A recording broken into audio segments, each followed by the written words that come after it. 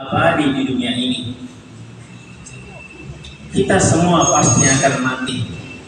Kehidupan kita di dunia ini sangat-sangat singkat. Kehidupan kita di dunia ini sangat sementara. Oleh itu jemaah sekalian, maka sudah sepantasnya kita selalu mengingat-ingat kematian. Kematian ini adalah merupakan perkara yang gaib, dan tidak ada seorang pun yang tahu kapan datangnya kematian itu. Tetapi kematian ini selalu dekat dengan kita. Kematian ini senantiasa mengintai kita. Ketika tiba saatnya kematian, maka tidak ada seorang pun yang bisa mencegahnya. Kematian jemaah sekalian tidak memandang umur kita, dari anak-anak, remaja, orang dewasa sampai orang tua. Kematian tidak melihat status sosial seseorang, mulai dari orang biasa sampai pejabat. Ketika tiba saatnya kematian, maka tidak ada seorang pun yang bisa mencegahnya. Kullu nafsin dha'iqatul maut. Setiap yang bernyawa pasti akan mengalami kematian. Jemaah sekalian, dan di dalam surah Al-Jumu'ah, Allah Subhanahu wa taala berfirman, "Qul innal mautal ladzi tafirruna minhu fa innahu mulaqikum, tsumma turadduna ila alimil ghaibi wasyahada fayunabbi'ukum bima kuntum ta'malun." Kematian yang kalian lari darinya, kematian yang kalian selalu hindari, tapi pasti kematian itu akan mendatangi kalian. Di dalam hadis Rasulullah SAW dikatakan bahwa perumpamaan kematian itu seperti pintu, dan setiap orang yang masuk di tempat ini pasti akan melewati pintu itu. Maka pasti nanti kita semua akan melewati yang namanya kematian. Maka jamaah sekalian yang dirahmati Allah, maka marilah kita mengisi hari-hari kita, mempersiapkan diri kita untuk negeri yang abadi, negeri yang kekal, yaitu negeri akhirat, yaitu dengan memperbanyak amalan-amalan ketakwaan. Fatasawwadu fa inna khairas zadi taqwa. Dan berbekallah kalian, dan sesungguhnya sebaik-baik bekal adalah bekal ketakwaan. Kemudian wasiat kedua Jibril alaihissalam kepada Rasulullah sallallahu alaihi wasallam, cintailah segala sesuatu yang engkau senangi. Tapi ingat, apa yang engkau cintai, apa yang engkau senangi, pasti akan kamu tinggalkan atau mereka yang meninggalkan kamu. Jemaah sekalian, sudah menjadi fitrah kita manusia. Kita cinta kepada anak istri kita, kita cinta kepada keluarga kita. Kecenderungan kita terhadap dunia, jabatan, harta benda, tetapi kecintaan kita akan hal-hal ini jemaah sekalian adalah sifatnya sementara. Semua nanti ini akan kita tinggalkan ketika tiba saatnya kematian atau mereka yang akan meninggalkan kita. Maka jemaah sekalian, ketika kita mencintai sesuatu, ketika kita menyenangi sesuatu, maka hendaklah kita sandarkan betul-betul hanyalah semata-mata karena Allah. Jangan sampai jemaah sekalian kita mencintai sesuatu secara berlebih-lebihan sehingga kita mencintai karena hawa nafsu kita. Ketika kita mencintai sesuatu berdasarkan hawa nafsu kita, maka inilah asal mula kita melakukan pelanggaran-pelanggaran kepada Allah Subhanahu wa taala. Ketika kita cinta terhadap dunia secara berlebih-lebihan, kemudian kita ingin mewujudkan semua keinginan-keinginan kita, maka disinilah kita akan melakukan pelanggaran-pelanggaran. Di tempat kerja kita melakukan manipulasi, melakukan korupsi. Dengan tetangga kita serobot tanahnya, dan berbagai macam bentuk-bentuk pelanggaran-pelanggaran lainnya. Di tempat-tempat jualan kita di pasar, kita melakukan aktivitas jual beli dengan cara curang. Kenapa? Karena kecintaan kita terhadap dunia yang secara berlebih-lebihan dilandasi dengan hawa nafsu. Allah Subhanahu wa taala mengingatkan kepada kita, fa'amma man tagha wa asaral hayata dunya fa innal jahima hiyal ma'wa.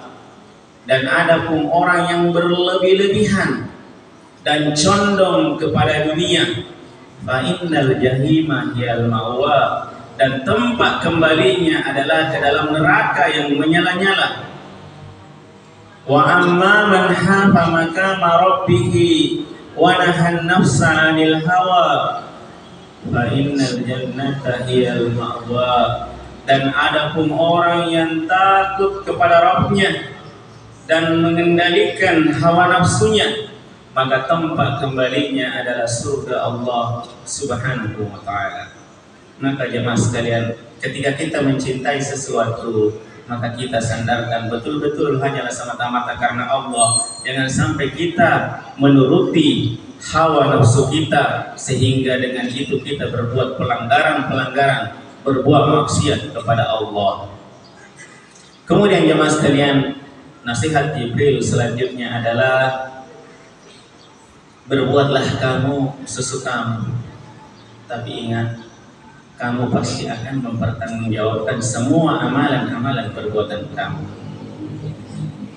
Allah Subhanahu wa taala menciptakan kita manusia. Kemudian Allah memberikan kepada kita kebebasan untuk memilih. Allah Subhanahu wa taala memberikan kepada kita umat manusia kebebasan untuk memilih. Apakah kita taat kepada aturan-aturan yang telah ditetapkan oleh Allah atau bermaksiat, tidak mengikuti aturan-aturan yang telah ditetapkan oleh Allah.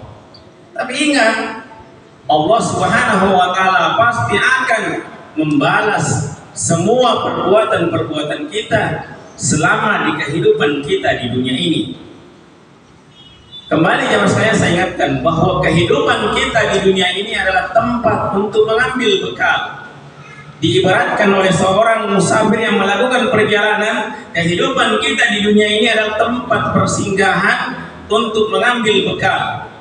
Bagaimana keadaan kita nanti dalam perjalanan kita itu tergantung bagaimana bekal kita selama di kehidupan kita di dunia ini.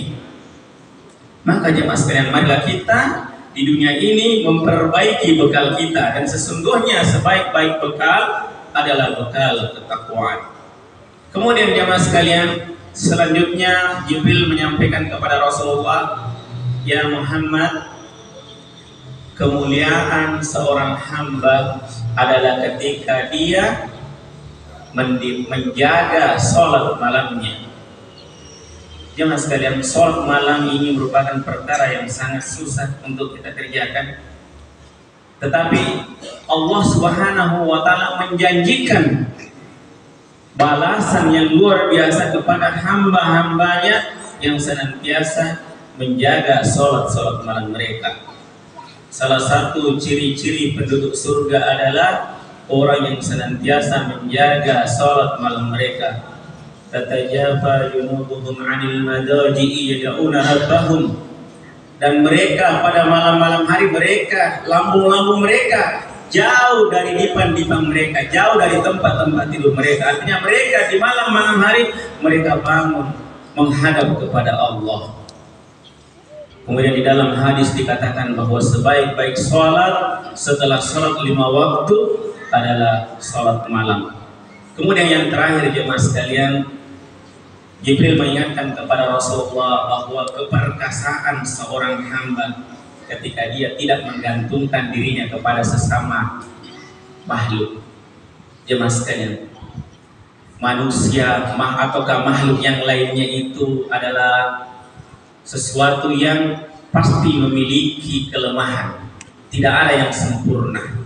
Maka setiap hal hendaklah kita sandarkan kepada yang maha kuasa, kepada Allah Subhanahu wa ta'ala. Jemaah sekalian, mudah-mudahan khutbah kami yang singkat ini ada manfaatnya, khususnya terhadap diri kami, fastabiqul khairat. Aqulu qouli hada innahu huwal ghafurur rahim.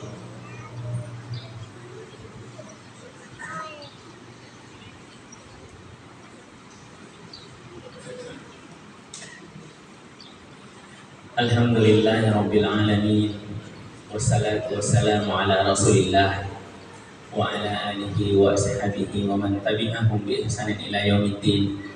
Qala Allah ta'ala, inna Allaha wa malaikatahu yusalluna 'alan nabi ya ayyuhalladzina amanu sallu 'alaihi wa sallimu taslima. Allahumma salli 'ala Muhammad wa 'ala ali Muhammad kama shallaita 'ala Ibrahim wa 'ala ali Ibrahim wa barik 'ala Muhammad wa 'ala ali Muhammad kama barakta 'ala Ibrahim wa 'ala ali Ibrahim fil 'alamin innaka Hamidum Majid. Jemaah sekalian, di khutbah kedua ini marilah kita berdoa, kita memohon kepada Allah semoga Allah menerima semua amalan-amalan ibadah